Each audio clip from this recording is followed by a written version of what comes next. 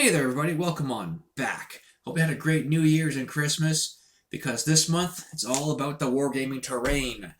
Yes, I'm going to deep dive into making my own modular wargaming board out of, well, extruded foam. Well, foam boards to be exact. And of course, I have some acrylic paints. I have a cat black, it's called, and a Hasta la Vista green.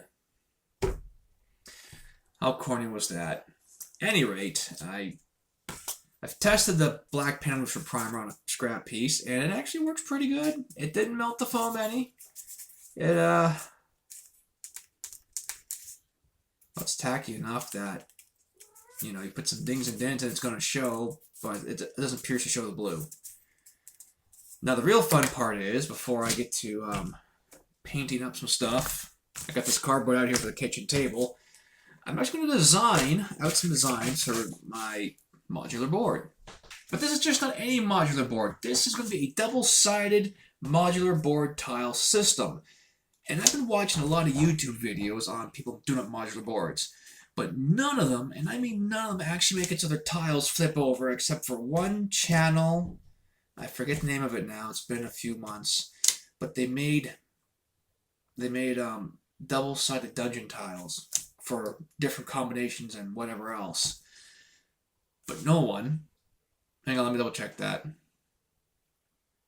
Okay, so it seems Zorp came to something like this recently. Well, this is like the 2-year recently. And this other person from Benji's Hobbies also 2 years ago did a double-sided board, but they don't look, well, the one from Zorp was modular in some way, but it doesn't flip over like I'm planning. So maybe I'll be the first to do something like this. We'll see. We'll see. Maybe there's somebody else that did it on here and I just can't find it.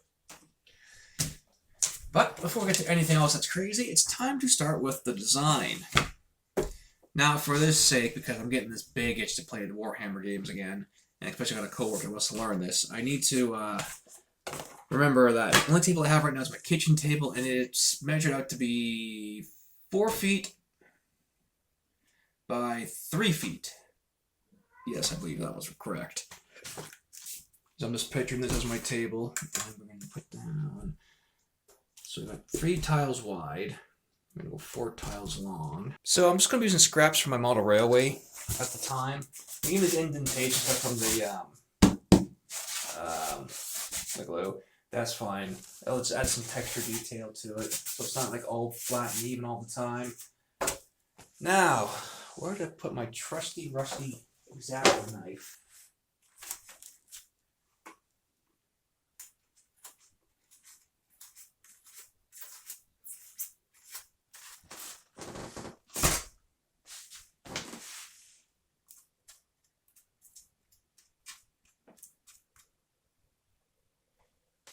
Now, after double checking to make sure these are all roughly the same dimensions, which they all are, I had to switch out one because it was a bit short on one side.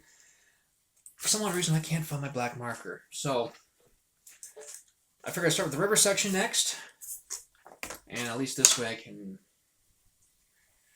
make a notch here, and then put this aside, bring the next one over, make a notch, etc. Then do the same for the back side of it, right? Because they're all supposed to have the same in and outs or whatever, even though this is different on this side. So I'm thinking I'll go about the middle of each tile.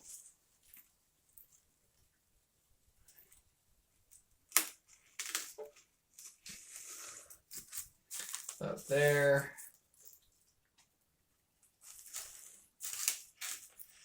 And about there. I still can't find my X-Acto knife, so I went with this to start gutting and carving this out. This is going to make a mess.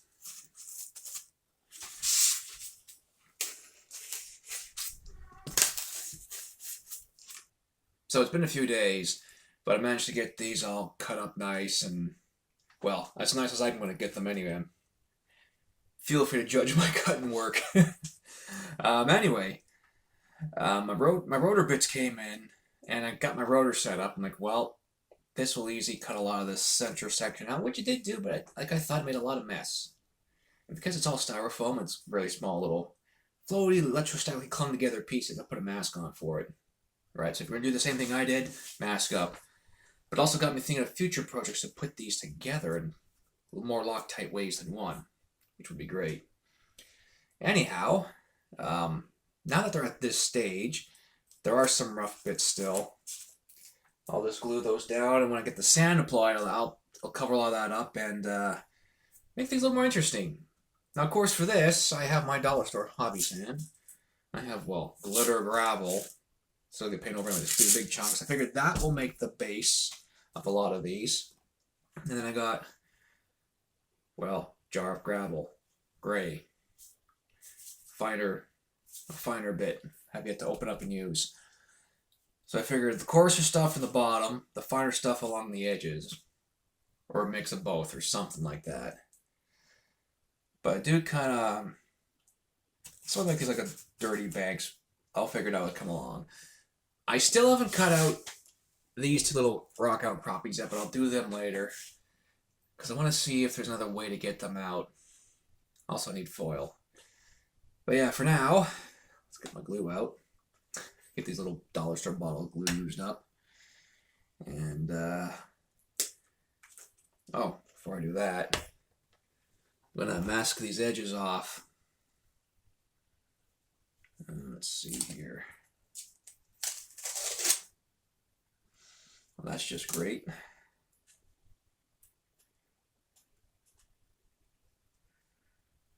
Come on.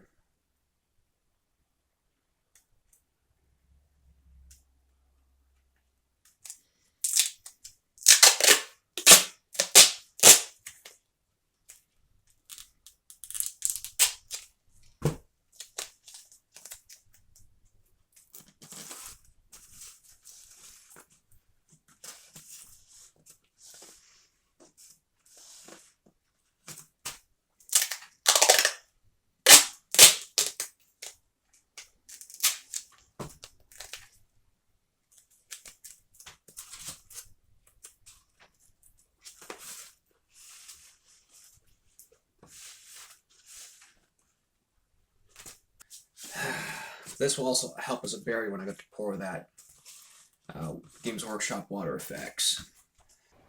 Now, rubbish about downstairs, I totally forgot I had these cheap paintbrushes upstairs. These should work fine for pushing this gravel and glue around.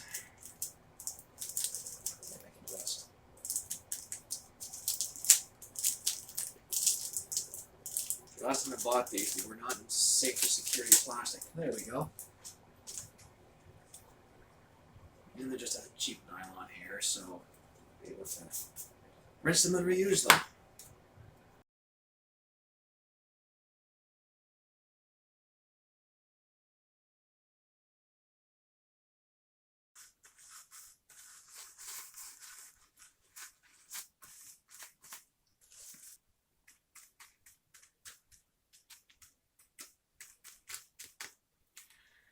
And there we go, that's the last one done. I will go back later with a spray bottle just to kind of get this up a little more. Washed out my spray bottle.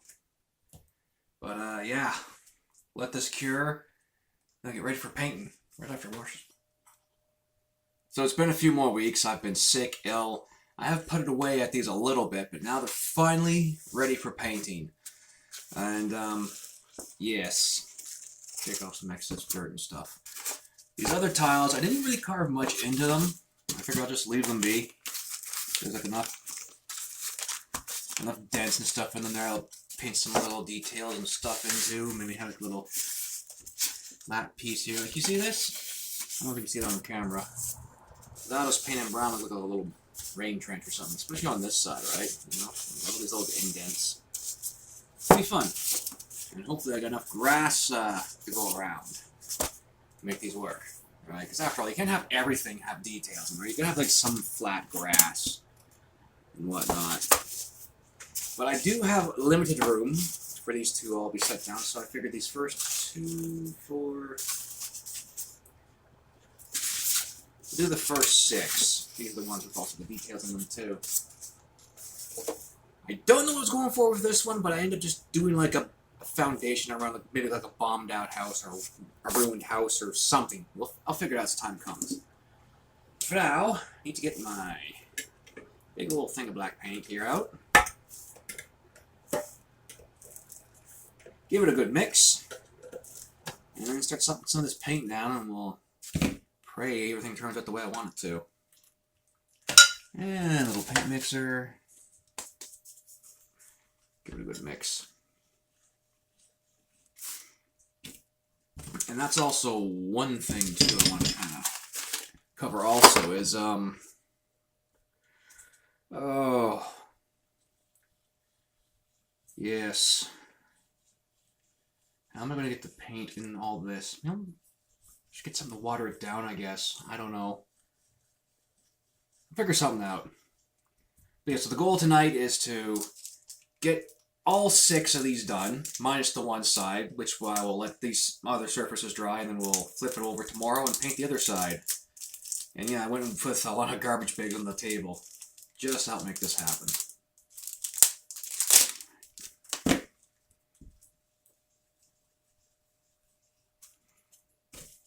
Okay.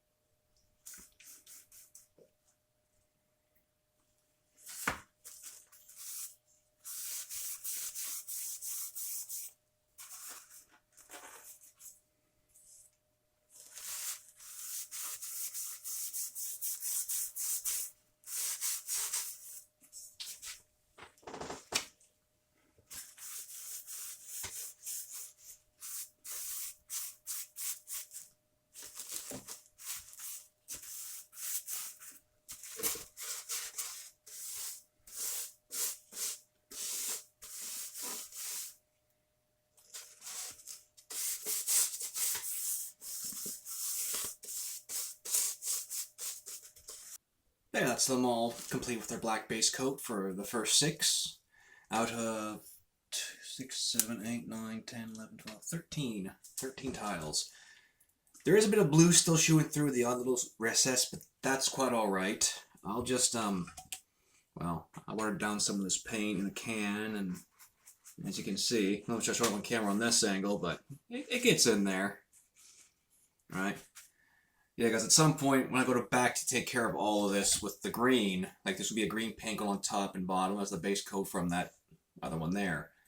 And then all the detail, there's going to be like gray and brown mixed for all this sand with my dollar store paint, so that'll help fill more of that in as well. And then once all of that paint is dried, it's going to be interesting to see just how well I seal in this water effects from Games Workshop that they used to make years ago. Anywho, we'll swing back in the morning and see how this all fares. Well, it's the following afternoon, and I must say, these have turned out quite well. In fact, after coming back to check on these in 2.5 hours, this side was pretty much dried and ready to flip over. So I did. Yeah, of course we got some little blue flakes. But yeah, the base coat, or the primer coat, sorry. Yeah, primer coat on the first 6 tiles are now complete. And yeah, a little bit of stickiness. There will still be a bit of blue showing through, and oh dear, yeah, we can see where the glue didn't want to quite hold. That's okay, I'll fix that in a minute. But yeah, I'm going to do up the other remaining 2, 4, 6 tiles, 6 more tiles, and then hopefully tomorrow, Wednesday, I'll start painting them green. Or even maybe these ones green tonight. I'm not too sure yet. Now I have 2 more tiles to prime black on the bottom. However, I figured just for the sake of getting this video finished up and out before the end of February this time, I'm going to focus on these 4 tiles here, the river and road ones. And I'm going to start with their first base coat of this Hasta La Vista green. And like the black primer undercoat, I'm going kind of thick on it to help get it in there and cover stuff up. But at the same time, I'm going to do 2 edges at a time, just to really get the green in there. And once that's all done up, I will be back with the other colors. I'm going to use like a brighter shade of green to kind of help fill along the bigger spots, and we'll leave in the original Hasta La Vista green along the edges so they all kind of color match, right? And of course some browns, and I'll get some grays to paint in stonework. I have do some kind of like rocky face on some of these bits here, the flatter ones, and then the slopier ones just be, you know, eroded earth or something. And once that's all dry, it'll be on to, well, I gotta find some my grass stuff. I have a big batch of wargaming grass terrain somewhere here in the house, and they'll flock that all down. And then I have a bottle donated to me from work because we got too many spray bottles. I'll use it as a, well, we'll get the nozzle set up. So it's a nice mist spray of 50, well, maybe 3 parts glue, the rest a part water. I don't know. I'll figure something out.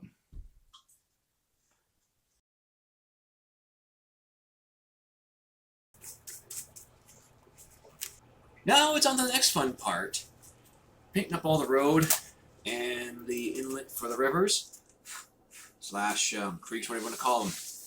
Now there is still a few little bits of blue showing through. I will touch that up later, but for now I must keep things going. And I think I'm going to start with the roads first. You can already see where some of the sand did not stick too well with the glue, and well, there wasn't much glue to begin with.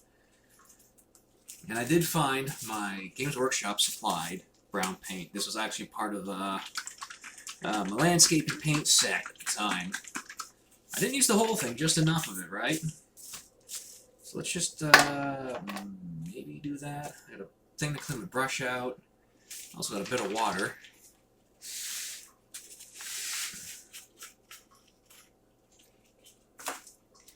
You know, it seals good when you reuse the center top cap. I finally got the brown to come through. I had to shake the bottle up and then stir with a stir stick. It separated over the years, so you had this liquid top and the stuff on the bottom. But anywho, I'll give this a couple hours to dry, and then I will start the other side. And then, once the other side dries, I will then dry brush, and we'll pray the dry brush turns out good. So, these 4 tiles are now ready for the water effects. I still got to do the bottom side and some of this Christmas green, some splotches everywhere, but as you can see, I just kind of followed the riverbed on most of these and just to help break out this awesome vase of green. Also, I did a bit of bright yellow down the center here, kind of fanned it out at each end, just a little, just to add like a little bit of a breakup to the whole gray on brown onto the black. I don't know what I was thinking. I'm just throwing it in there, seeing what's happening. And by the time I get all the flocking here, this should help separate the dark green from the brighter green. Something. I don't know. Make it look like a little better. Something or other. I'm just experimenting as I go here. So yeah, I did find Games Workshop's water effects. Boom. And the very fine print in the back, I need a magnifying glass. You're supposed to pour this out in 1 to 2 millimeters at a time. Let it cure for 24 hours before you apply another layer. And let that cure for 24 hours, and then apply another layer. Well, I got a fair bit of stuff to cover up here. So if 10 millimeters is 1 whole inch, I had to double check this on a website for tape measure reading because I'm not good at measuring tape measures. I am looking at, yeah, 1, 2, 3, 4, 5, 6, 7, 8, 10. So basically 2 millimeters, which is kind of like that, you know. But I need to seal this off with something strong. I did have duct tape here. Don't know where it went, but I do have this masking tape as well. Let me just see. This tape is old. Let's just zip that off of there.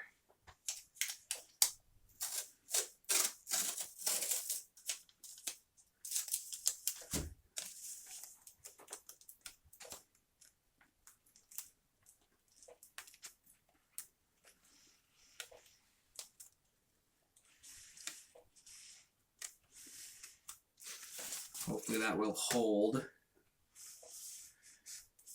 Yeah, because I want to get the water effects up enough to where it's like, you know, it's above all this gravel. That's the plan. Doesn't have to be all the way up the riverbank, like having some of the, you know, just enough. And I still thought about going outside today to get a branch off a tree to put like this one here or this bigger one over here. You know, just to look at water in the log. I'm going, no, I'll leave that out.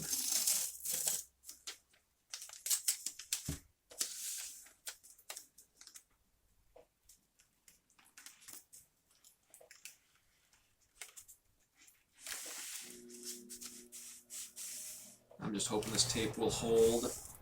I don't want to mess all over my floor. And seeing as how these are all cut by my Dremel by hand, which again made a mess, don't recommend it unless you have like a basement or a shop vac to clean it all up with. So if I get this to be just above the gravel on each one, it should be level enough. So let's do one. See if it leaks. This is the first time I'm using this stuff too. And speaking of which, is there an expiry date on it? And the tape is not holding. Oh no. Alright, where did I put the gun tape? Well, a slight change of plan. Because they leaked and that one's still leaking over there, I decided I'm just going to put some in the center rows of each one, but not near the edge, and just make it look like a dried up creek bed now, or river bed. Alright? Like it's the dry season. Because this stuff's a bit stinky, and it's slipping out of that one there too, so I gotta sort that out. And I'm praying when this all dries underneath this one here, I can paint over it again. Because my goodness, whew, it sticks to my fingers. So, it's been over 12 hours. They're still curing, and anything that's underneath the paper was still wet and taking forever to dry. So I've gone ahead and just stacked them like this, so any runoff will go into each other and then eventually on the white plastic paper. Now, hoping in 12 more hours it'll be cured, so I can get back to correcting this mess. But that will be in a part 2, because February Sunday is coming up, and I gotta get this video out. So in the meantime, folks, thanks for joining me, and hopefully next time I can rectify this and get it done. Alright? Take care now.